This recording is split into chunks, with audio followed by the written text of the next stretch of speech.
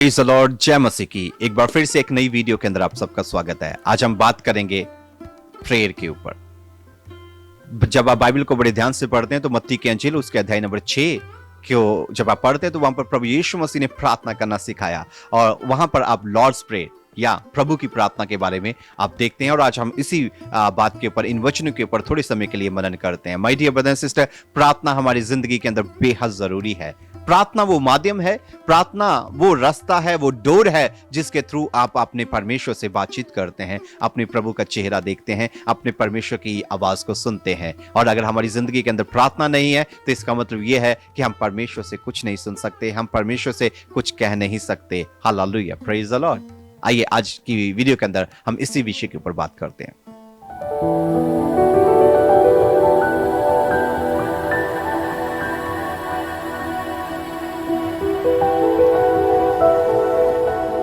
प्रभु यीशु कहते हैं आपसे कि जब तू प्रार्थना करे तो लिखा है तू अपनी कोठरी में जा। कहने का मतलब यह है कि जब तू प्रार्थना करे तो अपने कमरे में जा, अपने घर में जा, जो अलग जगह है कोई उस जगह में जा। और आगे लिखा है और द्वार बंद कर, कोई तुझे ना देखे, कोई जरूरत नहीं है कि कोई तुझे सुने, क्योंकि ये प्रार्थना जो है ये इंसान के साथ बातचीत करने का जरिया नहीं है, मीडियम नहीं है। वो इंसान के साथ बातचीत करने के लिए हमारे पास लैंग्वेज है, हमारे पास प्रभु ने भाषा दी है। आप हिंदी में बात करें, इंग्लिश में बात करें, पंजाबी में बात करें, गुजराती में, आप किसी भी लैंग्वेज में, आप उर्दू में बात करें, वो इंसानों के साथ बातचीत करने का मीडियम है। आप भाषा का इस्तेमाल करके इंसानों से, अपने आसपास के लोगों से बातचीत करते हैं, लेकिन प्रार्थना केवल और केवल परमेश्वर के साथ बात करने का जरिया है। ये इंसानों के साथ नहीं, ये इंसानों को दिखाने के लिए नहीं है, ये किसी मनुष्य को दिखाने के लिए नहीं है, ये परमेश्वर से बातचीत करना है, ये प्रभु के साथ रिश्ते को मजबूत करना है। प्रार्थना जो है इसको आप रिलेशनशिप भी कह सकते हैं। जी, आप भाषा का इस्तेमाल कर कर अपने आसपास के लोगों के साथ आप रिश्ता बनाते हैं, रिश्ता मजबूत करते हैं। लेकिन उसी तरीके से अगर परमेश्वर के साथ आपको रिश्ता मजबूत करना है, अपना रिलेशनशिप मजबूत करना है, तो उसके लिए जो भाषा इस्तेमाल होती है वो है प्रेयर, वो है प्रार्थना। और आगे इसीलिए बाइबल में लिखा है कि जब तू प्रार्थना करे, पहली बात कमरे में जा, और आगे लिखा द्वार बंद कर, और द्वार बंद करके अपने पिता से जो गुप्त में है प्रार्थना कर, तब तेरा पिता जो गुप्त में देखता है तुझे प्रतिफल देगा। My dear brother and sister, बिल्कुल क्लियर है। यहां पर कोई भी किसी भी चीज की कंफ्यूजन बाइबल के अंदर नहीं है। बाइबल में लिखा है कि जब तू प्रार्थना करे तो तुझे शोर मचाने की जरूरत नहीं, तुझे ऊंचा ऊंचा बोलने की जरूरत नहीं, तुझे किसी के सामने जाकर कोई ऐसी वोकैबुलरी यूज करने की जरूरत नहीं। बाइबल में लिखा है, प्रभु यीशु मसीह ने कहा कोठरी में जा, मतलब अपने कमरे में जा, मतलब अपने घर में जा, द्वार बंद कर, एकांत में जा, घुटने टेक, और वहां जाकर जो तेरा परमेश्वर गुप्त में तुझे देखता है, हालेलुया, प्रेज़ द लॉर्ड, जो गुप्त में देखता है वो उसके सामने जाके प्रार्थना कर और वो तुझे वहां से प्रतिफल देगा। Hallelujah, praise the Lord. आगे लिखा है प्रार्थना करते समय अन्य जातियों के समान बक बक ना करो, क्योंकि वह समझते हैं कि उनके बहुत बोलने से उनकी सुनी जाएगी। आज बहुत सारे ऐसे जगहें, बहुत सारे ऐसे भाई बहन, बहुत सारे ऐसे जगहें हम देखते हैं जहां पर बहुत सारे भाई बहन ये समझते हैं कि मैं ज्यादा बोलूंगा तो शायद परमेश्वर सुन लेंगे, मैं कोई बहुत ऊंचा बोलूंगा तो शायद परमेश्वर सुन लेंगे, मैं कोई बहुत बड़ी वोकैबुलरी, कोई बड़े बड़े शब्द इस्तेमाल करूंगा तो शायद परमेश्वर सुन लेंगे। मैं फिर से कहूंगा इंसानों से बातचीत करने के लिए हमें एक भाषा की जरूरत पड़ती है और वो हमारे पास लैंग्वेज है, लेकिन परमेश्वर से बातचीत करने के लिए प्रार्थना है। और प्रार्थना अगर परमेश्वर से बात करने के लिए है तो वो इंसानों को दिखाने की जरूरत नहीं है। आगे लिखा है क्योंकि वे समझते हैं कि उनके बहुत बोलने से उनकी सुनी जाएगी, इसलिए तुम उनके समान ना बनो। बाइबल में लिखा है इसलिए तुम उनके समान ना बनो, क्योंकि तुम्हारा पिता तुम्हारे मांगने से पहले ही जानता है कि तुम्हारी क्या क्या आवश्यकताएं हैं। आगे जिस बात के ऊपर हम गौर करेंगे वो है लॉर्ड्स प्रेयर। और बाइबल में लिखा है, प्रभु यीशु मसीह ने कहा कि जब तुम प्रार्थना करो, और उसको पहले से पहले प्रभु ने बताया कि किस रीति से करनी है प्रार्थना। कहने का मतलब कि आपको किसी को दिखाने के लिए नहीं करनी, किसी को इंप्रेस करने के लिए नहीं करनी, किसी के लिए नहीं करनी, आपको परमेश्वर से बात करनी है, आपको परमेश्वर के पास जाना है। तो उसके लिए आपको अपने घर में आपको एकांत जगह में जाएं, अपने घर में कोठरी बंद करें, कमरा बंद करें, आप वहां पर परमेश्वर से बातचीत करना शुरू करें। अब बात करते हैं लॉर्ड्स प्रेयर की। आयत नंबर 9 में लिखा है, अतः तुम इस रीति से प्रार्थना किया करो। अब प्रभु यीशु मसीह ने यहां पर प्रार्थना करने का ढंग सिखाया, और यीशु मसीह ने कहा कि अतः तुम इस रीति से प्रार्थना किया करो। सबसे पहली बात, हे हमारे पिता। प्रभु यीशु मसीह ने सबसे पहली बात बोली, आवर फादर, हे हमारे पिता या अब्बा। यीशु मसीह ने कहा, हे हमारे पिता कर कर परमेश्वर से बात करना शुरू करें। मैं आपको बता देना चाहता हूं, प्रभु यीशु मसीह से पहले इस दिन, जिस दिन प्रभु यीशु मसीह ने ये वाक्य, ये सेंटेंस बोला है हमारे पिता, उस दिन से पहले कोई परमेश्वर को, खुदा को, अब यहोवा परमेश्वर को पिता कर कर नहीं पुकारता था। कोई परमेश्वर को अपना करके नहीं पुकारता था। सब लोग इस रीति से प्रार्थना करते थे, अब्राहम, इसहाक और याकूब का परमेश्वर। कोई उसे अपना परमेश्वर, अपना खुदा, अपना प्रभु करके प्रार्थना शुरू नहीं करता था। सब लोग उनका नाम लेकर, अब्राहम का पिता, हमारे पूर्वजों का, हमारे बाप दादों के पिता, तूने ऐसे किया। लेकिन पहली बार प्रभु यीशु मसीह ने इस तरीके से इंट्रोड्यूस किया, बताया कि वो परमेश्वर जिसके सामने तुम प्रार्थना करने के लिए जा रहे हो, वो तुम्हारा पिता है, वो तुम्हारा अब्बा है, वो तुम्हारा फादर है। और जब उसके साथ तुमने अपनी कन्वर्जेशन, अपनी बातचीत शुरू करनी है, अपना रिश्ता बनाना है, तो वो रिश्ता तुम्हारा बाप और बेटे का होगा या बाप और बेटी का होगा। Hallelujah, praise the lord. Yeshu Masih ने सबसे पहली बात कही, हे हमारे पिता। इससे पहले कभी किसी ने परमेश्वर को, गॉड को, यहोवा को पिता नहीं बोला था। पहली बार धरती पर यीशु मसीह ने इंट्रोड्यूस करवाया कि परमेश्वर यहोवा जो हैं वो हमारे पिता हैं, वो हमारे अब्बा हैं, वो हमारे डैडी हैं, वो हमारे फादर हैं। और वो वाला रिश्ता हमें मजबूत करना है प्रार्थना के जरिए परमेश्वर के साथ, और कोई मकसद नहीं है। Hallelujah, praise the Lord. आगे लिखा है, हे हमारे पिता। अब यहां पर क्या था, क्यों लोग परमेश्वर को अपना पिता नहीं कहते थे? क्योंकि लोग डरते थे। आज भी देखें आप, परमेश्वर से या गॉड से, रब से लोग डरते हैं। उस जमाने में, उस समय के अंदर लोग डरते थे परमेश्वर, प्रभु का नाम लेने से, उसके करीब जाने से लोग डरते थे। और जब आप बाइबल को बड़े ध्यान से पढ़ते हैं तो वहां पर आप नए पुराने नियम में पढ़ते हैं, यहोवा परमेश्वर अपने आप को ईगल के समान बताते हैं ना, कि जैसे जो उकाब है वो अपने पंखों के ऊपर अपने बच्चों को बिठाकर ऊपर से नीचे गिरा देता है। यहोवा परमेश्वर अपने आप को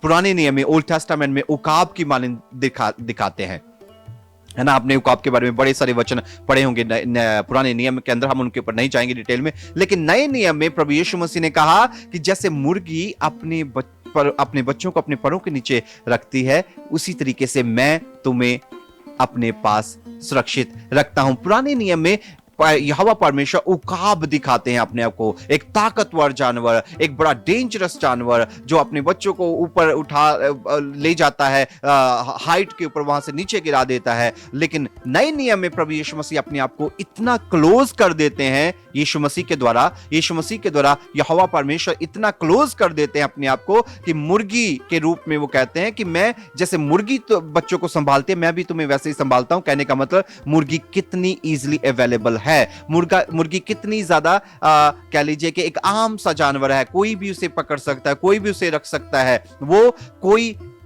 कोई भी ऐसा डेंजरस एनिमल, प्राणी नहीं है। इसीलिए यीशु मसीह ने कहा कि वो परमेश्वर जो है वो डरने वाली चीज नहीं है, उससे दूर जाना नहीं है। वो परमेश्वर कोई डरावना या डेंजरस परमेश्वर नहीं है। यीशु मसीह ने कहा कि वो तुम्हारा पिता है। अपने बाप से, अपने अब्बा से, अपने डैडी से कोई भी नहीं डरता है। वो हमेशा उसके करीब रहते हैं। हर बंदा जो है वो अपने मम्मी पापा के पास रहता है। हर बंदा जो है वो मांगने के लिए, जब हम छोटे होते हैं हमारी नजर हमारी मम्मी डैडी के ऊपर लगी रहती है। हमें कुछ भी चाहिए हम अपनी मम्मी डैडी के पास जाते हैं। हमें कोई भी चीज लेनी है हम अपनी मम्मी डैडी के पास जाते हैं। हमें कहीं बाहर जाना है हमारी मम्मी डैडी हमें लेके जाते हैं। वो हमारी टेक केयर करते हैं जब तक हम संभल ना जाए, जब तक हम पूरे मैच्योर ना हो जाए, वो हमारी टेक केयर करते हैं। तो प्रभु यीशु कहते हैं वो परमेश्वर इस तरीके से उसके साथ तुम्हारा रिश्ता है कि वो जो परमेश्वर है, यहोवा परमेश्वर, वो परमेश्वर जो है वो इस तरीके से तुम्हारी टेक केयर करता है। और वो रिश्ता तुमने उसके साथ बनाना है जो कि बाप और बच्चे का रिश्ता है। आगे लिखा है, हे हमारे पिता तू जो स्वर्ग में है तेरा नाम पवित्र माना जाए। वो परमेश्वर यीशु कहते हैं कि तू जो स्वर्ग में है, मतलब तू स्वर्गीय परमेश्वर है, तू पवित्र परमेश्वर है, तू बहुत शक्तिशाली, तू बहुत सामर्थी परमेश्वर है, तू वो परमेश्वर है जिसने जमीन को बनाया, तू वो परमेश्वर है जिसने पूरी क्रिएशन को, कायनात को बनाया है। प्रभु यीशु मसीह यहां पर हमें बताते हैं कि वो परमेश्वर जो है वो सामर्थी और पवित्र परमेश्वर है। जब हम उसके पास जाएं, हम कहें हे हमारे पिता तू जो स्वर्ग में है तेरा नाम पवित्र माना जाए, कि उसका नाम जो है ना वो इतना ज्यादा होली है, उसका नाम इतना सामर्थी है, उसका नाम इतना पवित्र है जो मुझे और आपको दिया गया है। आगे लिखा है तेरा राज्य आए। आयत नंबर 10 में लिखा है तेरा राज्य आए।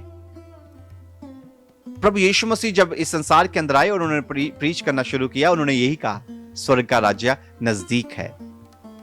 पापों से तौबा करो, गुनाहों से मुड़ आओ, पुरानी जिंदगी से मुड़ आओ। और प्रभु यीशु मसीह ने कहा कि परमेश्वर का राज्य जो है वो नजदीक है, तुम्हारे बीच में है। हालेलुया। परमेश्वर का राज्य जो है, kingdom of God, my dear brother and sister, यही जिसकी मैं और आप उड़ीक कर रहे हैं। इसका मतलब क्या है? इसका मतलब यह है किंगडम, राज्य। आज मैं और आप जिस भी देश में रहते हैं, हम एक किंगडम के अंदर रहते हैं और उस किंगडम का, उस देश का एक राजा है, या जिसे आप प्राइम मिनिस्टर कह सकते हैं, प्रेसिडेंट कह सकते हैं, मिनिस्टर्स कह सकते हैं, उसको चलाने वाली एक सरकार है। उसी तरीके से बाइबल में लिखा है, प्रभु यीशु मसीह कहते हैं तेरा राज्य आए, मतलब एक समय आएगा जब परमेश्वर का राज्य इस संसार के अंदर आएगा। वो उसका किंगडम, उसका राज्य इस संसार के अंदर होगा। और उस समय कोई इंसान या कोई और सरकार जो है उसको चलाने वाली नहीं होगी। उस समय उस राज्य का, उस किंगडम का जो किंग होगा वो खुद प्रभु यीशु मसीह होंगे। हम उस राज्य, उस किंगडम की हम वेट कर रहे हैं।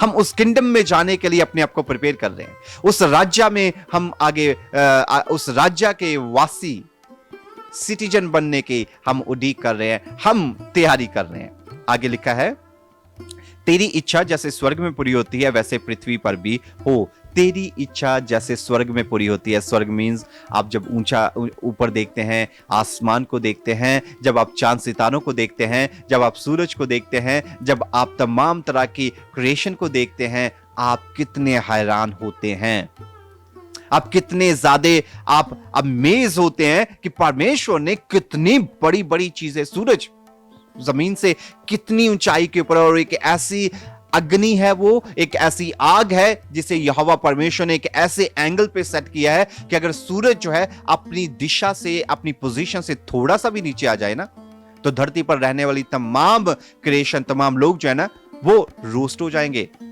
और यही सूरज अगर अपनी पोजीशन से थोड़ा सा भी हिल जाए और ऊंचा चला जाए तो यहां पर धरती पर सारी चीजें फ्रीज हो जाएगी। जैसे बर्फ में, हमारी फ्रिज में बर्फ जम जाती है, धरती पर सारी चीजें इस तरीके से जम जाएंगी। और यहोवा परमेश्वर ने सूरज को एक ऐसी दिशा में और एक ऐसी पोजीशन पे सेट किया है कि ना तो वो थोड़ा सा भी नीचे है ना ऊपर है, और वो मुझे और आप सबको, पूरी पृथ्वी को जितनी हीट, जितनी सनलाइट चाहिए वो उतनी दे रहा है। जिस देश में जितनी रोशनी चाहिए वो उतनी दे रहा है। Hallelujah, praise the Lord. और इसीलिए बाइबल में यीशु मसीह ने लिखा तेरी इच्छा जैसे स्वर्ग में ये सारी चीजें परमेश्वर की इच्छा को पूरा कर रही हैं। तारे प्रभु की, यहोवा की इच्छा को पूरा कर रहे हैं। सूरज, चंद्रमा अपनी अपनी रोशनी देकर यहोवा की इच्छा को पूरी कर रहे हैं। बादल, पूरा ब्रह्मांड सिस्टम पूरी कायनात वो परमेश्वर यहोवा की इच्छा को पूरा कर रही हैं। स्वर्गदूत यहोवा की इच्छा को पूरा कर रहे हैं। मेरे कहने का मतलब है, आप जब बाइबल को पढ़ते हैं, यीशु मसीह ने कहा कि प्रभु तेरी इच्छा जैसे स्वर्ग में पूरी होती है, कि स्वर्ग की सारी सेना, स्वर्ग की सारी चीजें, स्वर्ग की तमाम कायनात जो है वो तेरी प्रभु इच्छा को पूरा कर रही हैं, उसी तरीके से इस जमीन के ऊपर हम प्रभु तेरे बच्चे जो रहने वाले हैं, हम भी समझें कि हम भी अब इस धरती के ऊपर अपनी इच्छा को पूरा ना करें। इस जमीन के ऊपर हम भी अपनी इच्छा को पूरा करने के लिए नहीं आए, हम अपने पिता, अपने यहोवा, अपने परमेश्वर की इच्छा को पूरा करने के लिए आए हैं। अपनी जिंदगियों से प्रभु की इच्छा को पूरा करें, अपने परिवार से प्रभु की इच्छा को पूरा करें, अपनी जॉब से प्रभु की इच्छा को पूरा करें, अपनी बिजनेस से प्रभु की इच्छा को पूरा करें, अपने घर बार से प्रभु की इच्छा को पूरा करें, अपनी बातों से प्रभु की इच्छा को पूरा करें, अपने व्यवहार से प्रभु की इच्छा को पूरा करें। सो प्रभु की इच्छा को अपनी जिंदगी से आप पूरा करें, तब भी इस धरती के ऊपर उसकी इच्छा भी पूरी होगी, जैसे जमीन के ऊपर, जैसे स्वर्ग में हो रही है। आगे लिखा है, हमारी दिन भर की रोटी आज हमें दे। Hallelujah, praise the lord. यहां पर सेविंग का कोई कॉन्सेप्ट नहीं है, यहां पर स्टोर करने का कोई कॉन्सेप्ट नहीं है, यहां पर जमा करने का कोई कॉन्सेप्ट नहीं है। प्रभु के राज्य में, उसके किंगडम के अंदर स्टोर का, जमा करने का, पूंजी रखने का, धन इकट्ठा कर लेने का कोई कंसेप्ट नहीं है, कोई योजना नहीं है। यहां पर लिखा दिन भर की रोटी। Hallelujah, praise the lord. प्रतिदिन की रोटी, मतलब कहने का, इसका मतलब क्या है? इसका मतलब यह है कि टोटली परमेश्वर के ऊपर डिपेंड हो जाना। जब आप सुबह उठते हैं, सुबह उठते ही आपको यह पता होना चाहिए कि मेरे दिन भर की सारी चीजें जो हैं ये परमेश्वर के द्वारा डिजाइन की जाएंगी। मेरा उठना, बैठना, आना जाना, जॉब, बिजनेस, खाना पीना, मेरा परिवार, मेरा बच्चे, ये परमेश्वर के द्वारा डायरेक्ट की जाएंगी। प्रभु के द्वारा सारी चीजें जो हैं वो अपनी अपनी जगह पे चलेंगी। इसलिए मुझे अपने प्रभु यहोवा के ऊपर डिपेंड हो जाना है और उसको कहना है कि प्रभु तू पूरा कर मेरे प्रतिदिन की जरूरतों को। Hallelujah, praise the Lord. Bible में इस प्रकार से लिखा है कि एक धनी व्यक्ति है, धनी व्यक्ति के बारे में लिखा है, जिक्र आता है, और वो व्यक्ति कहता है कि मैं बहुत सारा धन इकट्ठा कर लूंगा, मैं बहुत सारा खाना पीना इकट्ठा कर लूंगा, बड़े बड़े स्टोर बनाऊंगा, बड़े बड़े गोदाम बनाऊंगा, और उनमें अपने परिवार के लिए और आने वाले बाल बच्चों के लिए, पोती पोतों के लिए मैं बड़ा सारा धन इकट्ठा कर दूंगा और बड़े बड़े स्टोरों में, गोदामों में जमा कर लूंगा। तो बाइबल में लिखा है, यीशु कहते हैं कि वहां पर उसके पास रात में ही उसे यह संदेश मिल जाता है कि कल तो जिंदा नहीं रहेगा, कल तू नहीं उठ पाएगा, तेरी जान ले ली जाएगी। तो वो धन जो उसने गोदामों में इकट्ठा किया वो किस काम का? उसने अपनी जिंदगी के लिए, अपनी आत्मा के लिए कुछ नहीं जोड़ा, कुछ भी जमा नहीं किया। इस वचन का मतलब यही है, प्रतिदिन की रोटी आज हमें दे। कहने का मतलब यह है, यहोवा परमेश्वर कहते हैं कल की चिंता ना करें, बल्कि आज के बारे में सोचें और आज डिसाइड करें और आज ये निर्णय लें कि मैं अपनी जिंदगी प्रभु को दे दूंगा। मैं अपनी सारी योजनाएं प्रभु के हाथों में सौंप दूंगा, मैं अपनी प्लानिंग प्रभु के हाथों में सौंप दूंगा, मैं अपने बच्चे भी प्रभु के हाथों में दूंगा कि प्रभु तू बढ़ा इन्हें, प्रभु तू इनकी टेक केयर कर, प्रभु मेरे घर का भी इंतजाम प्रभु तू ही कर, मेरे सारे बिजनेस का इंतजाम भी प्रभु तू ही कर। Hallelujah, praise the Lord. हमारी दिन भर की रोटी आज हमें दे, मतलब कहने का, हम ये ना सोचें कि मैं बड़ा सारा इकट्ठा कर लूंगा और अब मैं राजा बन जाऊंगा, अब मैं किंग बन जाऊंगा, अब मैं बड़ा धनी व्यक्ति बन जाऊंगा। My dear brother and sister, प्रभु चाहते हैं कि हमारे पास सब कुछ हो, लेकिन समझने की बात यह है कि आप अपनी जिंदगी के अंदर अपने परमेश्वर के बिना कदम आगे ना बढ़ाएं। सुबह उठने से पहले, अपने दिन भर के काम करने से पहले प्रार्थना में प्रभु के हाथों में अपनी सारी चीजों को, अपने आप को सौंप दें, तब शुरू करें अपने दिन भर के जॉब्स को। आगे लिखा है, जिस प्रकार हमने अपने अपराधियों को क्षमा किया है, वैसे ही तू भी हमारे अपराधों को क्षमा कर। My dear brother and sister, ये बहुत ही इंपॉर्टेंट चीज है एक मसीह की जिंदगी के अंदर, एक बिलीवर की जिंदगी के अंदर, क्षमा करना। My dear brother and sister, हमें क्षमा मिली है। हम इस योग नहीं थे कि हम प्रभु यीशु मसीह का नाम अपनी जिंदगी से ले सकें, इन नापाक होंठों से हम प्रभु यीशु मसीह की वड्याई कर सकें, हम उसकी तारीफ कर सकें, हम उसके पास्टर बन सकें, या हम उसके वर्शिपर बन सकें, हम उसकी आराधक, उसके लिए म्यूजिक बचाने वाले बन सकें, हम उसके लिए गाना गाने वाले बन सके, उसके घर में आने वाले बन सके, हम इस योग नहीं थे। ये हम पर दया हुई, ये हम पर कृपा उसकी हुई, मर्सी हुई, ये हमें क्षमा मिली है, उसी का वसीले से, उसी के जरिए परमेश्वर के अनुग्रह के द्वारा हमें ये मौका मिला कि हम प्रभु के घर में रह सकें, उसके करीब आ सकें। तो वचन कहता है अगर हम पर वो दया हुई है तो हम भी दूसरों के ऊपर भी दया करें, हम दूसरे के ऊपर दूसरों को भी क्षमा करें। कई बार क्या होता है कि हम दूसरों को क्षमा नहीं कर पाते, हम अपने आसपास के लोगों को माफी नहीं कर पाते, ना जानते हुए कि हमें भी माफी मिली है। अगर आप उनके साथ जैसा व्यवहार करेंगे तो वचन में लिखा है आप वैसा ही काटेंगे। सो इसलिए इस वचन का मतलब यह है कि अगर परमेश्वर ने हमारे अपराधों को क्षमा किया, अगर उसने हमारे गुनाहों को क्षमा किया, अगर उसने जैसे हम थे हमें कबूल किया, तो आप भी अपने आसपास के लोगों की जिंदगी को, आसपास के लोगों को आप क्षमा करें, माफ करें, उनके साथ मिलें, उनके साथ आप प्रभु का वचन बांटें और प्रभु के कलाम में बढ़ना शुरू करें।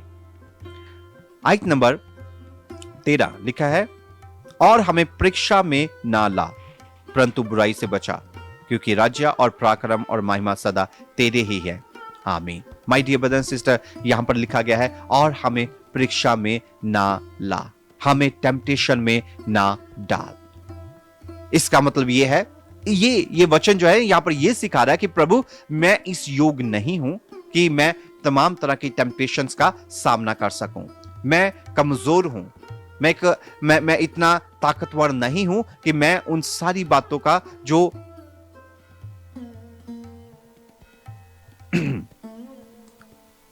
इसका मतलब यह है कि प्रभु तू मुझे अपना जोर दे, तू मुझे अपना बल दे, तू मुझे अपनी ताकत दे, ताकि प्रभु आने वाली तमाम तरह की परेशानियां, टेम्पटेशन, आने वाली तमाम तरह की ऐसी बातें जो मेरी जिंदगी के अंदर आए, प्रभु उसमें तू मेरी अगुवाई कर। इसका मतलब यह है कि हमें टेम्पटेशन में ना डाल, मतलब कहने का कि प्रभु तू अपनी सहायता, प्रभु तू अपना जोर, प्रभु तू अपनी कृपा मुझे दे। ऐसा ना हो कि कोई टेम्पटेशन आए और उस समय मेरे अंदर, मेरे पास प्रभु हो ही ना।